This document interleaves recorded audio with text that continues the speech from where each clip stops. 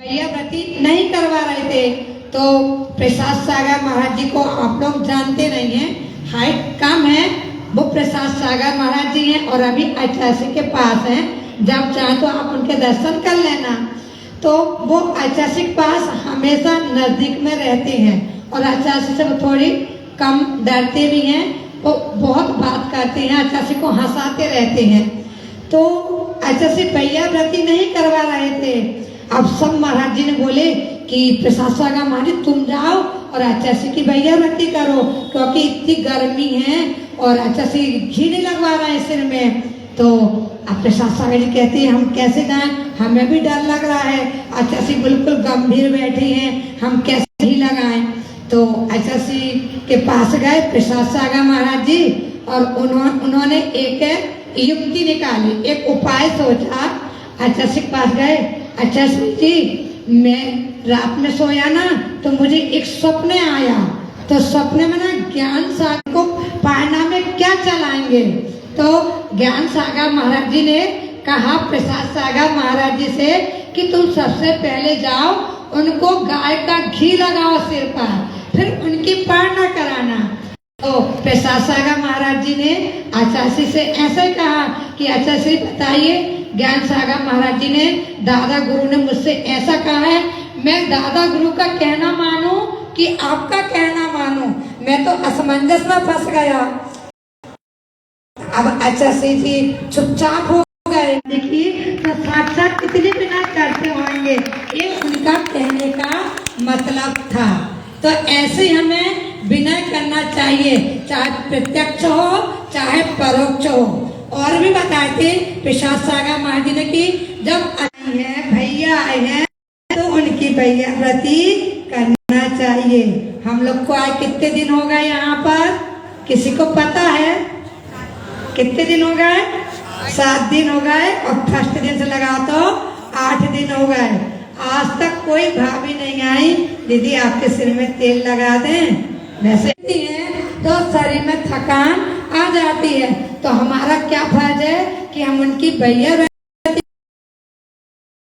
माता पिता सास ससुर बूढ़े हो जाते हैं, उनको दिखता नहीं है, तो हम उनको हाथ पकड़ के गाड़ी में बिठाकर मंदिर लाना चाहिए। ऐसा नहीं कि हाथ ही की भैया व्रती करो सिर की करो। उनकी सेवा करना भी भैया व्रती कहलाती है। एक बार महाजी अच्छा से पास सो रहे थे ना कि वो श्रावक के हाथ से तेल गिर गया। तो अच्छा से जब सुबह हुई मौन खुला तो उससे कहते वो श्रावक से कि शिष्य को और शिष्य को डांट लगाना बहुत जरूरी है। शिष्य को थी, उनको साटिका का रोग था। साटिका जानते हैं, वो चल नहीं पाते थे। तो नसीराबाद में राजस्थान में आता है और गर्मी का दिन, जून का महीना, और राजस्थान की गर्मी वैसे ही फेमस है। जैसे ऐसे एक एक दिन ऐसा लग रहा है कि कब निकल जाए। बहुत गर्मी लगती है और हमको कुछ ज्यादा लगती है क्योंकि हम थोड़ी हट्टे कट्टे खाते पीते घर के हैं, इसलिए हमें गर्मी लगती है। तो क्या बता रहे थे हम, पूज्य ज्ञान सागर महाराज की बात बता रहे थे। उनको साटिका का रोग था और उनकी समाधि संलेखना चल रही थी। 80 साल के 84 साल के ज्ञान सागर महाराज जी और 26 साल के आचार्य श्री विद्यासागर महाराज जी। विद्यासागर महाराज जी ने ज्ञान सागर महाराज जी की ऐसी भैया व्रती की कि एक पल भी ज्ञान सागर महाराज जी को छोड़ते नहीं थे। एक दिन भी वो बाहर निकल के नहीं सोए, छत में महाराज जी के साथ ही सोते थे। पूरे दिन पूरी रात कमरे में रहते थे। और जब आचार्य जी ज्ञान सागर महाराज जी के शरीर में हाथ का स्पर्श करते थे तो ज्ञान सागर महाराज जी कहती हैं कि जी कहाँ का वैद्य बन के आया है कि जहाँ भी हाथ रखता है उस जगह का दर्द दूर हो जाता है। ऐसे आचार्य के हाथ में इतना वो थी रिद्धि सिद्धि। एक ज्ञान सागर जी के वर्ड हैं कि तू हे ज्ञान सागर आचार्य से कहते कि तो जहां भी हाथ रखता है मेरे उस शरीर का दर्द दूर हो जाता है। और कहा भी गया है, महाराज जी ने इस संस्मरण में सुनाया था कि ऐसे बड़े घर के बेटे भी अपने पिताजी की भैया व्रती या सेवा नहीं कर पाएंगे जितनी की आचार्य ने अपने गुरु की सेवा की थी। अब चलें, और कौन सा है भैया व्रती के बाद? स्वाध्याय। स्वाध्याय के बारे में मैंने बता दी कि स्वाध्याय विनय पूर्वक करना चाहिए। स्वाध्याय के 5 भेद होते हैं और हमें अच्छे से करना चाहिए। ऐसा नहीं करना चाहिए कि शास्त्र कैसे करना चाहिए, बहुत नहीं, बहुत बार पढ़ो। शास्त्र बहुत नहीं पढ़ना, बहुत एक शास्त्र को ही बहुत बार पढ़ो। एक बार आचार्य के पास कोई पंडित जी थे, अच्छे पंडित जी थे। उन्होंने कहा कि आचार्य जी आपने समय सागर पढ़ा, समय सार पढ़ा? तो आचार्य जी कहते हैं हाँ मैंने पढ़ा। तो पंडित जी पूछते हैं कि कितनी बार पढ़े? आचार्य जी कहा मैंने तो 1 बार पढ़ा। तो आचार्य जी ने पंडित जी से पूछे तुमने समय सार कितनी बार पढ़ा? तो पंडित जी कहती हैं मैंने तो 108 बार पढ़ लिया। तो आचार्य जी कहती है पंडित जी से मैंने 1 बार पढ़ा तो मैंने कपड़े उतार दिए, तुमने 108 बार पढ़े और तुम अभी भी कपड़े पहने हुए हो। तो ऐसे हमें स्वाध्याय नहीं करना। एक बार की और बात है, एक पंडित जी ऐसे ही सभा बैठी थी, उन्होंने पूछा एक श्रावक से पंचेंद्री किसे कहते हैं? तो श्रावक बोला, क्या बोला? पंचेंद्री कहते हैं, किसको कहते हैं? जो ऊंट और सिंह को बोलते हैं पंचेंद्री। फिर उन्होंने पूछा कि 4 इंद्री किसे कहते हैं? तो उन्होंने कहा बैल और गाय को 4 इंद्री कहते हैं। फिर 3 इंद्री किसे कहते हैं? उन्होंने कहा बिल्ली और कुत्ता को 3 इंद्री कहते हैं। अब उन्होंने पूछा 2 इंद्री किसे कहते हैं? तो पति पत्नी बैठे थे, तो उन्होंने कहा कि हम दोनों 2 इंद्री। तो महाराज जी ने कहा तो 1 इंद्री किसे कहते हैं? तो उन्होंने कहा आप अकेले हो इसलिए आप 1 इंद्री हो। तो ये सही है क्या? नहीं है ना। तो पंचेंद्री किसे कहते हैं? जो असैनी पशु होते हैं उनको पंचेंद्री कहते हैं। तो ऐसे हमें स्वाध्याय नहीं करना। स्वाध्याय कैसे करना है? कम पढ़ो लेकिन चिंतन ज्यादा करो जो हमें समझ में आए। अब और कौन सा है? आप जल्दी बोलो ना, हम भूल जाते इसलिए हमने पेज में लिख के ले आते। लेकिन वो हाँ व्युत्सर्ग है। व्युत्सर्ग मतलब अहंकार और ममकार छोड़ना, कायोत्सर्ग की मुद्रा में खड़े रहना, घंटों खड़े होकर समाहित करना, अपने शरीर को तपाना, इसे कहते हैं कायोत्सर्ग। अब जल्दी जल्दी बता रहे क्योंकि बहुत देर हो गई। ऐसा मुझे भी लग रहा है। आज मैंने घड़ी नहीं मांगी तो घड़ी नहीं दी। अरे हम समझे घड़ी नहीं दी, हमने कहा जो कुछ करो वही है। हम भूल गए, 9:05 हो गए। 5 मिनट में और बात समाप्त करती हूँ। फिर आता है कौन सा? लास्ट है ध्यान। ध्यान किसे कहते हैं? एकाग्रचित हो जाना, उसे कहते हैं ध्यान। अब ध्यान के लिए जैसे कि मान लो आप माला फेर रहे हैं, कई लोग बोलते हैं दीदी ध्यान माला फेरते हैं और हमारा मन तो घर में चला जाता है, कॉल सीटी तो नहीं आ गई, बिसिल तो नहीं बच गई, दुकान में ग्राहक तो नहीं आएगा, हम माला ही नहीं फेर पाते। माला फेरने बैठो और नींद भी आने लगती है और हमारा ध्यान पूरे घर के कार्यों में चला जाता है। तो कहते हैं माला में 108 मोती होते हैं। मान लो आपका ध्यान 107 मोती तक भी नहीं गया और 108 मोती में ध्यान लग गया तो अभी वह आपका ध्यान कहलाएगा।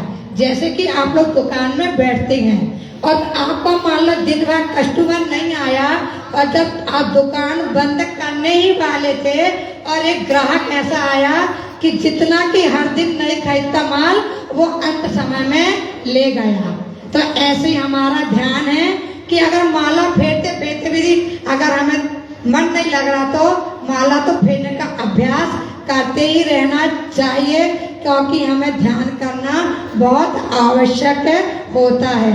इसलिए ये 12 तपों को हमें तपाना चाहिए। जब हम गाड़ी चलाते हैं तो गाड़ी चलाते समय मोबाइल नहीं चलाना चाहिए। मोबाइल चलाते समय भोजन नहीं करना चाहिए। भोजन करते समय टीवी नहीं देखना चाहिए और टीवी देखते समय माला नहीं फेरना चाहिए और माला फेरते समय हमें परिवार की याद नहीं करना चाहिए, तभी हमारा सार्थक होगा माला फेरना।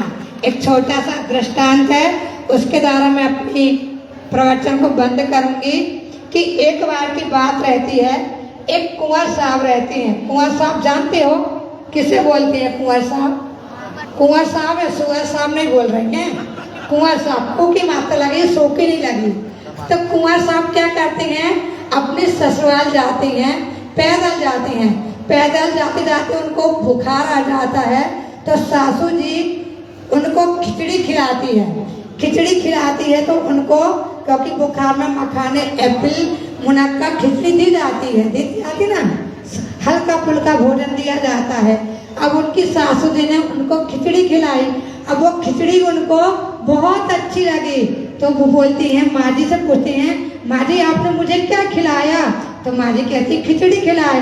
अरे इस खिचड़ी खाने से तो मेरा बुखार उतर गया।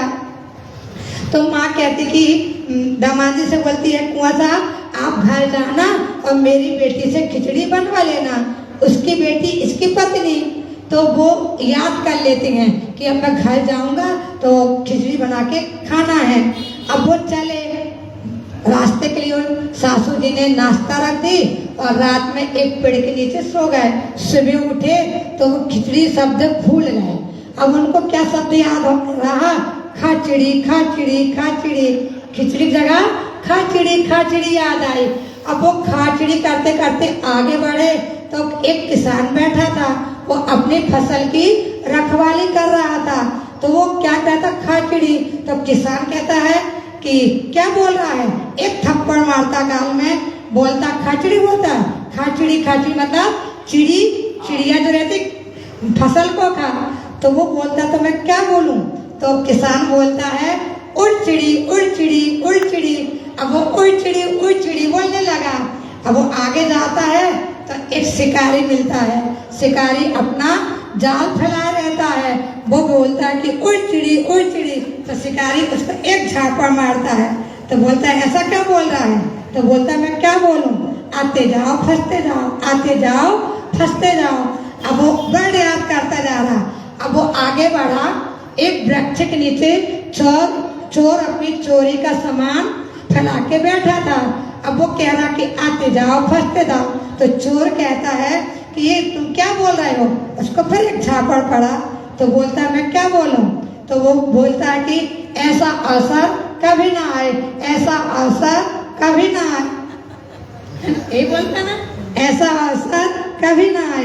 अब वो फिर याद कर लिया, चला आगे बढ़ा। तो आगे बढ़ता है, एक सेठ जी के यहाँ उसकी बेटी की शादी हो रही थी। अब वो क्या कहता है? ऐसा अवसर कभी ना आए, ऐसा अवसर कभी ना आए।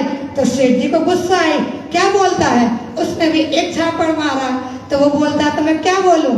तो वो कहता है कि ऐसा अवसर बार बार आए, ऐसा अवसर बार बार आए। अब वो फिर याद करते करते चला जा रहा है। इतना करते करते उसका घर आ जाता है तो उसकी माँ बीमार रहती है। बड़े भाई माँ की सेवा करते हैं। तो वो कहता है कि ऐसा अवसर बार बार आए, ऐसा अवसर बार बार आए। अब उसके भाई को गुस्सा आती है कि जो कैसा है, मतलब माँ हमेशा बीमार रहे क्या? उसका मतलब ये था। तो उसने उसको मारना चालू किया, पीटना चालू किया। तो माँ कहती है कि भैया बेटा उसको मार के क्यों खिचड़ी बना दे रहा है? तो वो कहता अरे बाप रे, खिचड़ी शब्द भूल गया था, इसलिए मैं इतना पिटता रहा और मार खाता रहा। ऐसे ही हम 84 लाख योनियों के चक्कर में घूमते घूमते हम अपनी आत्मा को भूल गए। निगोद से स्थावर बन गए, तस पाली मनुष्य पर्याय में भी आके हम अपनी आत्मा को भूल गए। तो हमें ऐसा नहीं करना। जैसे वो खिचड़ी शब्द को भूल गया, ऐसे हम अपनी आत्मा को न भूलें, आत्मा को हमेशा अपने पास याद रखें और हम अपनी आत्मा के लिए तप त्याग करें, तभी हमें परमात्मा की प्राप्ति हो सकती है। बोलिए ऐसे तप धर्म की संत शिरोमणि आचार्य गुरुवर विद्यासागर जी महाराज की जय। खूब संस्मरण हो गए आज तो। अभी दीदी ने तप के बारे में बताया, तो इतने उपवास का बताया कि आचार्य जी ने 9 उपवास किए थे मुक्तागिर में, और महाराज जी लोग भी, विनीत सागर जी, चंद्र प्रभ सागर जी, बहुत से महाराज जी उपवास करते हैं। ये दीदी भी आश्रम में चातुर्मास में 2 आहार 1 उपवास करती हैं पूरे समय।